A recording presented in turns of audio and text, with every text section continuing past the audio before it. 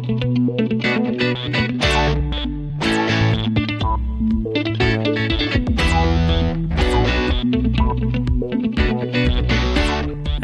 welcome back from wherever and whenever you're listening. This is the My Guest List Pod Review and Recommend Show, the companion to my interview show I do every other week that you can get right here on the same feed. If you would like to get in contact with me or submit suggestions and ideas for the show, you can get in touch at My Guest List Pod pretty much everywhere you look. All the links are also in the show notes, so you can check there as well. So, the review and recommend episodes I have done so far have all been of shows that I've listened to for a long time or that I've found a while ago, and while I may not listen to them regularly now, I still find them entertaining and check in from time to time. But today I'm going to mix it up a bit and R&R a podcast I found only recently, but it has quickly become a firm regular on my listening rotation. In saying that, I think this show has had quite an impact on a lot of people, and I'm happy to spread the good news some more. Xander and Stone, the science and supernatural podcast, is part of the Paranormality Network, and as the name implies, is a show about all things that go bump in the night, or appear in the sky, the woods, the sea, or are part of myth and folklore in some way. All the weird and wonderful things that make the world so interesting. They put it as such.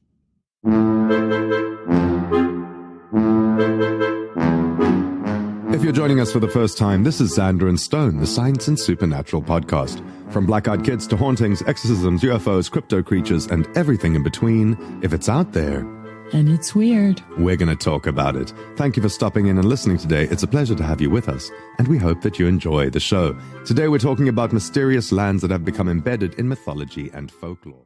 But it doesn't end there. The show also provides a healthy dose of comedy, usually of the adult kind, and it permeates every show. It's natural though, and not scripted, and very witty. I must admit, it's probably the only paranormal podcast that you will hear the phrase "jizz on my face" or the word orgy or orgies used 28 times in an episode segment. And no, that segment wasn't even about orgies. However, if thorough research and a considered analysis of a given subject is what you seek, then you've also come to the right place. Especially if you want something other than just a retelling of the known facts. Xander and Stone often postulate the possible reasons why, how, or even if something actually occurred, providing some intriguing theories. One of their latest episodes regarding lost civilizations is one that stands out in my mind as a show that has some great alternate theories surrounding these ideas. The two cover a myriad of topics though. But, and this is an important point, the hosts of the show are nearly as intriguing as the topics they present. Jenna Stone, aka Stone, is a scientist from Arizona who had been living in China when the podcast started, but now resides back in Arizona in the States.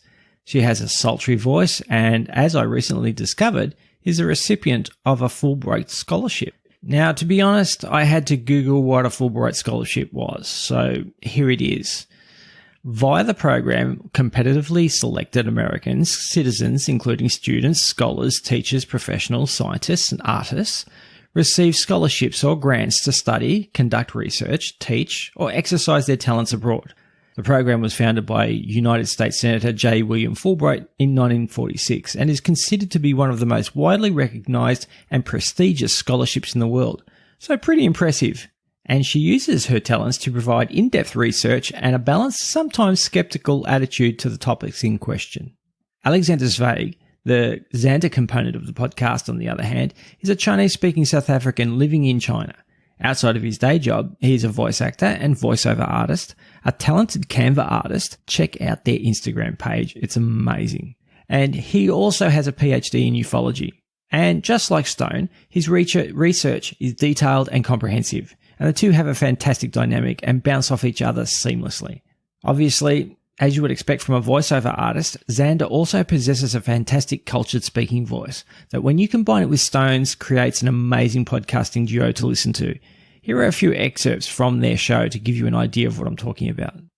She pleaded with her father to build a city at the edge of the sea, and so East was founded. But Dahut would also be the one to bring about the demise of her beloved city. She is said to have loved, I love this, she is said to have loved orgies that angered the gods. Because, you know, some orgies don't anger gods. Some orgies make the gods happy. Some they're ambivalent about and they couldn't give a shit. Some of them piss them off. So, you know, pick the right orgy. You're going to an orgy, make sure it's the right one, not the one right audience. Yeah, right. Yeah. So she is said to have loved orgies that angered the gods, often murdering her own lovers when morning came. Busy lady. Eventually, that's probably what really it wasn't the orgies; it was all the murder. Maybe it was all the murdering. They were focused a little too much on the. Carter felt that the object was self-illuminated and not solid in nature, which I think is very interesting. Self-illuminated and not solid in nature. Carter's report indicates that it was witnessed by about 10 or 12 other people and was in view for 10 to 12 minutes before it passed out of sight. So even the president has reported on having, encounters with UFOs. And of course, we need to mention the astronauts who returned from the Apollo missions.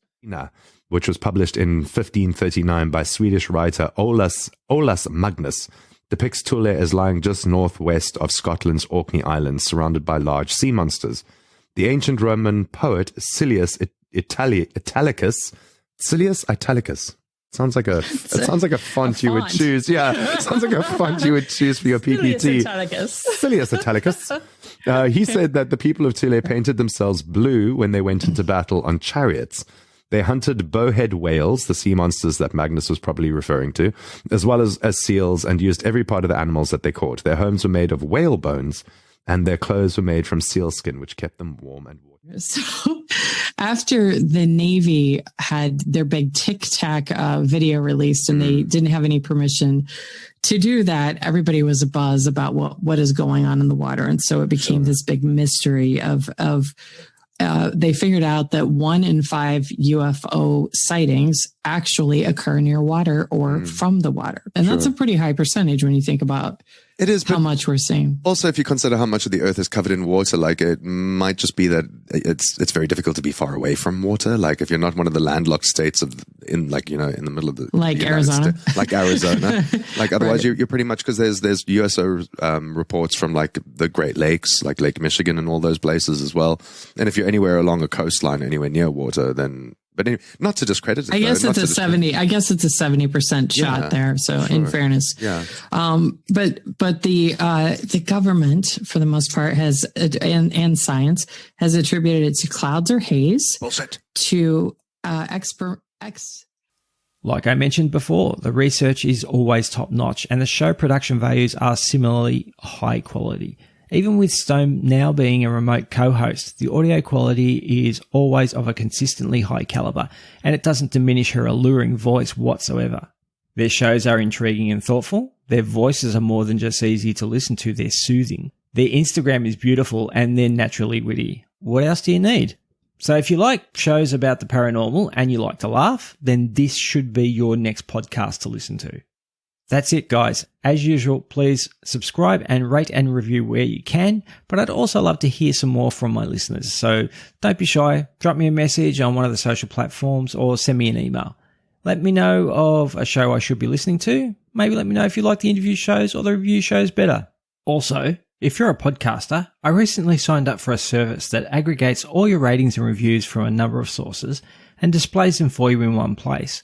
Not only that, but they also offer a link for your podcast that automatically displays only the rating and review platforms compatible with your listener's device. So people don't have to wonder or search for how and where they can rate and review your show. Go check out mypodcastreviews.com, and I'd be grateful if you could please use my affiliate link that you can find in the show notes or on my link tree. So when you join, they know who sent you. And as a bonus for anyone that is still with me this far, next week's interview episode will be with Sean Lyons from the New York-based podcast, The Sean L Show. And it's a fun one. See, there are benefits to listening all the way through. Anyway, thanks again for listening, and I'll chat at you again next week.